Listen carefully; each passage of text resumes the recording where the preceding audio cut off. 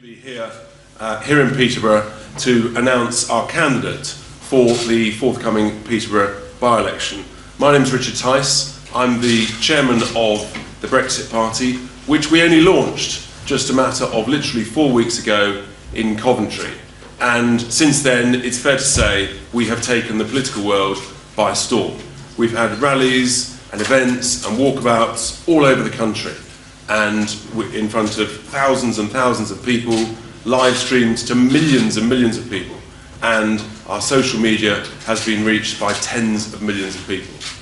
We are, without question, the fastest growing grassroots political movement in this country, possibly seen for a generation, because there's no question that people in this country, they want change, and we stand very clearly on the slogan, we're looking to change politics for good.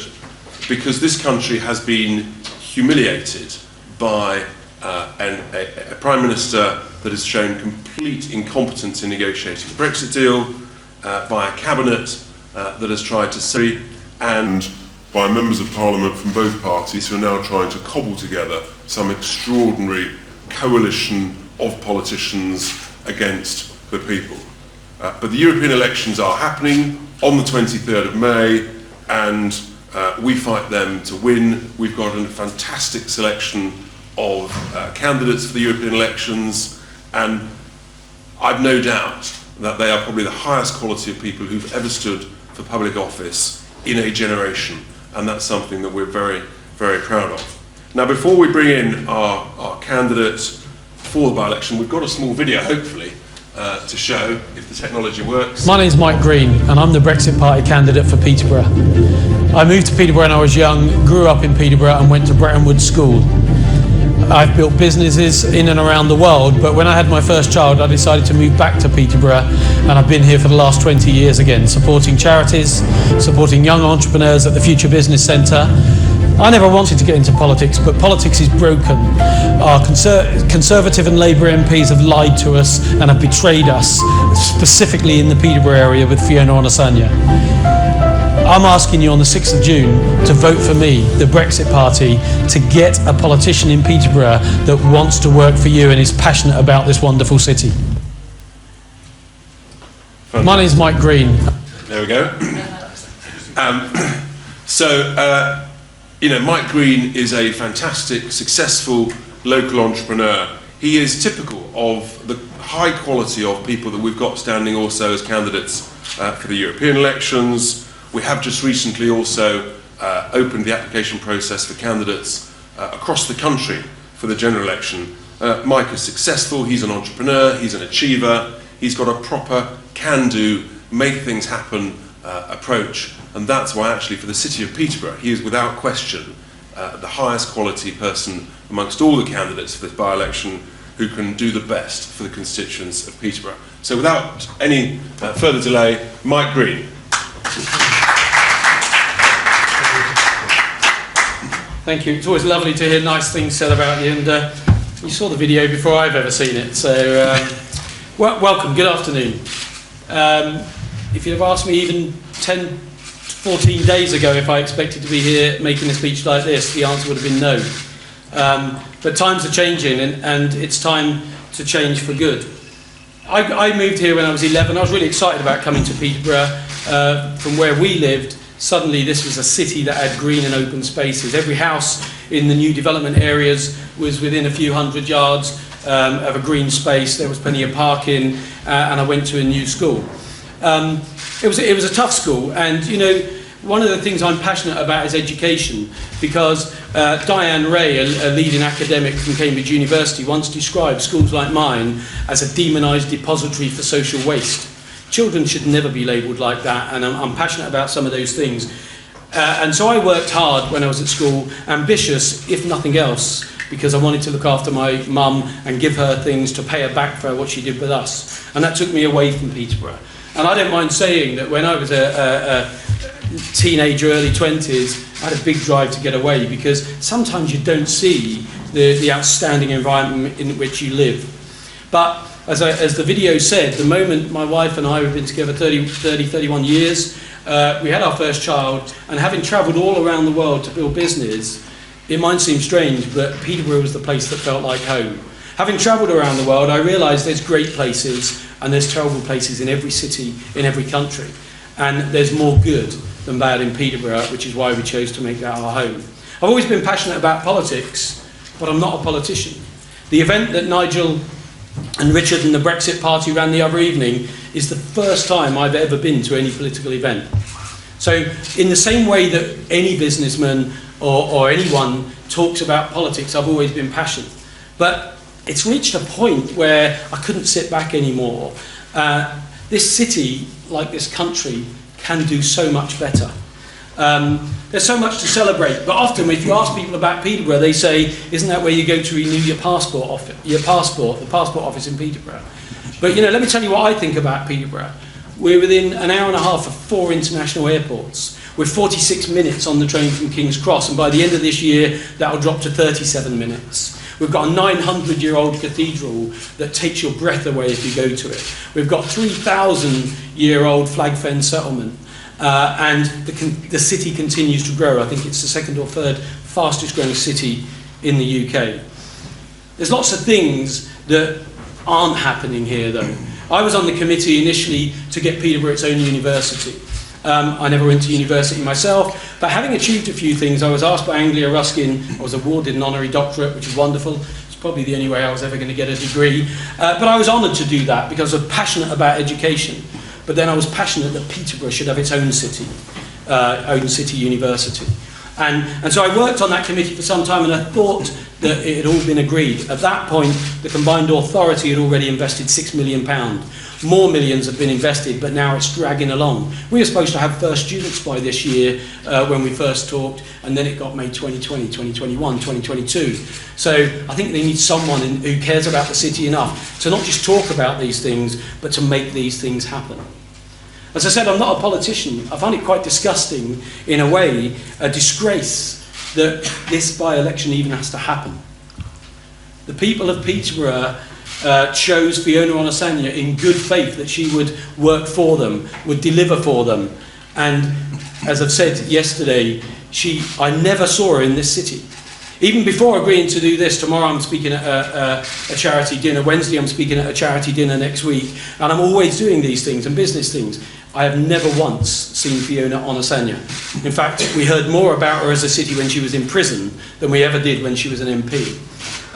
So it's time for change. It's time to talk positively about Peterborough and positively about politics in Peterborough.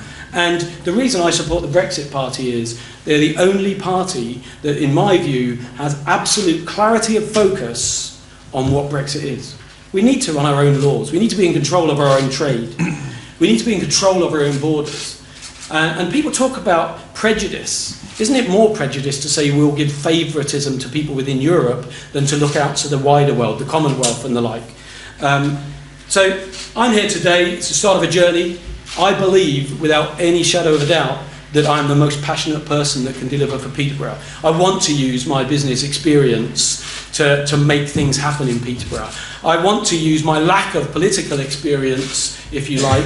I've obviously got great support already, but I want to use my lack of experience to question why things go so slowly in this city, and to challenge why things aren't happening to make this a great city. And to me, it's the start of something that can grow over the whole of the UK as more and more people join the Brexit Party, win seats for the Brexit Party, and take us forward.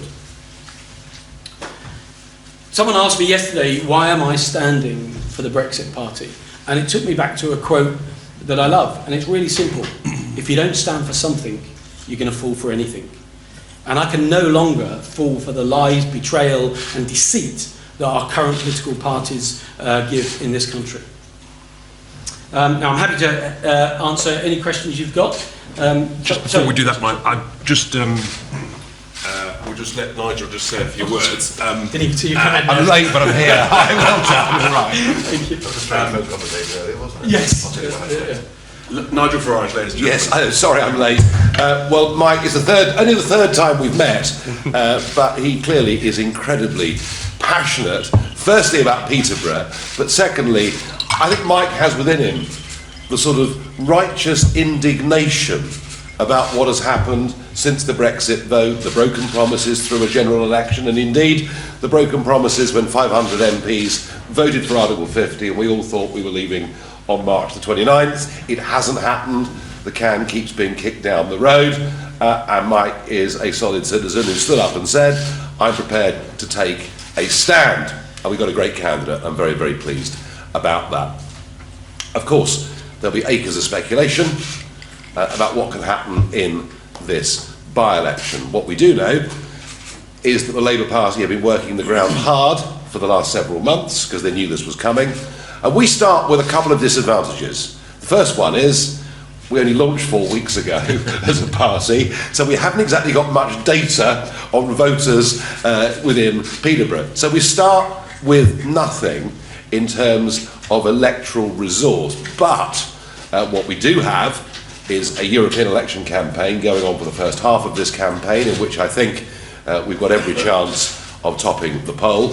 And what I also think we've got is a particular appeal with this type of candidate, somebody who's not been part of the two major parties, somebody who clearly has never ever in any way coveted a career in politics, and somebody who's doing it because he believes in it. And I think that is the kind of new politics that, if we possibly can, the Brexit Party will bring to elections at all levels in this country. So I'm not going to make any silly predictions this morning, but I tell you what I do know, just given the first day when we had people out putting out leaflets last Saturday and just talking to people in the city, in the villages outside, I think we're going to do very well. We are going to give it our best shot, and that's the best I can say at this stage. We will give it our best shot, and I think the Conservative and Labour parties will be very worried by the presence of Mike Greene, because we've got a candidate who is extremely well known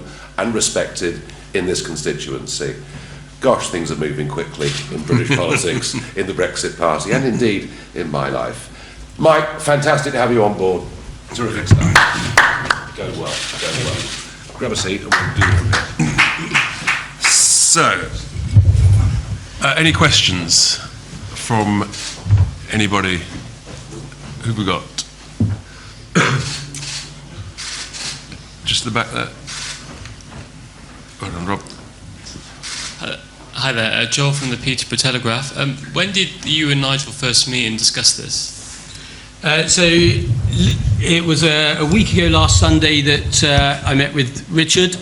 I then spoke with and met with Nigel, and we then had dinner on after the event the other night, a late dinner, and agreed at that point to be the candidate. So before then, you'd never had any sort of serious discussions about doing this or getting involved in politics? I'd met Nigel briefly once before, just a couple of days before, to discuss that. Yeah. You mentioned obviously Brexit is the key, but yeah. What are your other issues that you are most passionate about to do with Peterborough? Yeah, so to do with Peterborough, I talked about the university. What I look at in terms of university, education is challenged. I talked about my school. It was a tough school. And you know what, with just 8 GCSEs, I was probably in the top 5% of the results of that school. And it was a school where you were almost grateful to get through it. I've spoken at every school in Peterborough. Over the last few years, if I look at the role that many politicians do, I've probably been doing some of those things for a long time anyway. But when I've spoken at those schools, what I realise is that it's almost not cool to study. So education is important to me, and the speeches I do are normally just before people do GCSEs or A-levels. And I'm talking about how just a little micro focus, 15 minutes a day on a subject can change a grade. A grade can change a door opening for a job. And that first job can set you on a trail. And so, to me, education is crucial. I want to make sure that our schools are really doing the best, and then that culminates into our university. I know that there is a direct correlation with where people live and where they went to university, and they're the people who are often contributing most commercially to a city. because we haven't got our own university, I don't think a lot of people move back here after going to university, and I think there's a bit of a potentially we're losing great people from this city, myself included, when I first left. So the university would be absolutely crucial to me. And then generally, it's promoting what's amazing. I sit on the tube sometimes and see how it's great to live in Doncaster, great to live in different parts of the UK, and some of the organisations in and around Peterborough have done a great job of internally focusing on and blowing their own trumpet, but outside of Peterborough, we need to get the message across to businesses that this is a place to come. We have great people, we have hard-working people, and I want to attract more business to a really motivated, educated workforce that can make the city as well known as it should be for all the right reasons. Just very quickly on education, obviously Peterborough's had its struggles, second bottom in the SATs last 3 years. Yeah. You said the university hasn't come yet. What can you do as MP to try and improve standards more than what's happened so far? Well, one of the things that I think is obvious in politics today is that a lot of politicians, and certainly the two main parties, say they listen to everybody. I thought they listened to us when we voted for Brexit, and they clearly don't listen. I spend at least a third of my life with charities, with schools, with businesses, young entrepreneurs, and people at a different stage of life looking to get into businesses. I listen a lot to people, and what I want to do is listen to what those issues are and make sure I represent the needs of this city, not my needs, the needs of this city in Westminster. And on Brexit, yeah. Are you a no-deal man? Well, what is your sort of ideal outcome of where we are at the minute? Everything I look at in terms of my own background, I've run trading teams in retail, I've been a trader. It would have been nice to get a more positive deal. But the moment that no deal was taken off the table, we lost all respect for us and we lost all of our negotiating power. So I absolutely, at this moment in time, believe WTO deal or just leaving and then starting from a clean slate is better than starting from a really bad deal.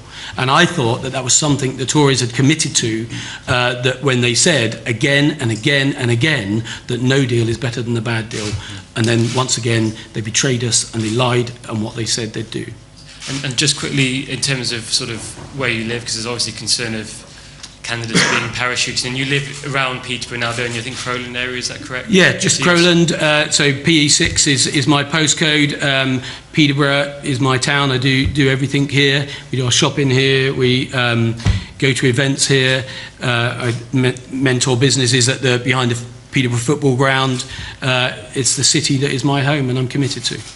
And it has been for the last 20 years and was for the 10 years of growing up.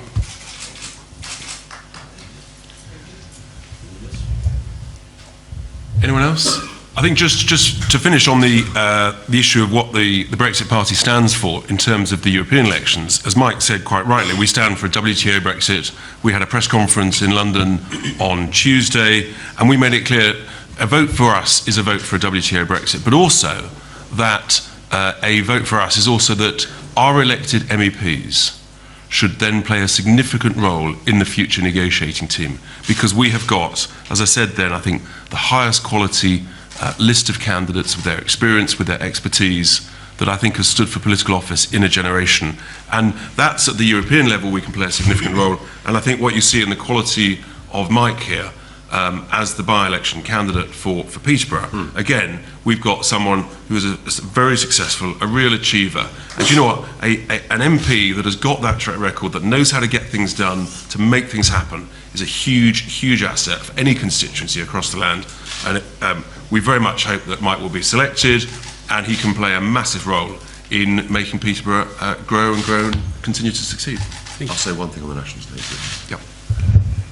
I just want to respond to one point, a broader point from Mr. Jeremy Corbyn this morning, who's been doing the Labour launch of their European election campaign, and he says that only Labour can stand up to the Farage snake oil. Now, this is interesting, because it sounds to me like he might be getting just a little bit rattled, because I've no doubt that in the north of England, the Midlands, cities like Peterborough, South Wales, there are millions of traditional Labour voters who voted Leave in the referendum, who are passionate about leave, incredibly patriotic people. And I think what you saw in the local elections last week was that first crack beginning to appear in that Labour vote over this Brexit issue. And I think he's very, very scared of what we can do to his vote over the course of the next few weeks, and so he should be. You know, he's tried to play this sort of game of constructive ambiguity where he sits on the fence and it's neither one thing nor the other. But if you look at the MEP candidates standing all over the country for Labour, nearly all of them are Remainers who want a second referendum. And when the electorate clock that, the Labour vote is going to go down a lot further than it has already. And if he wants to start talking about me, then maybe what he really ought to do is to take up my more than generous offer to have a public debate with him. Thank you. Any other questions? Otherwise, just remains for me to say thank you very much indeed, everybody, for coming. It's fantastic to have you on board, Mike, and we're going to make sure that you have a fantastic job. So it's great. Fantastic. Brilliant. Well done.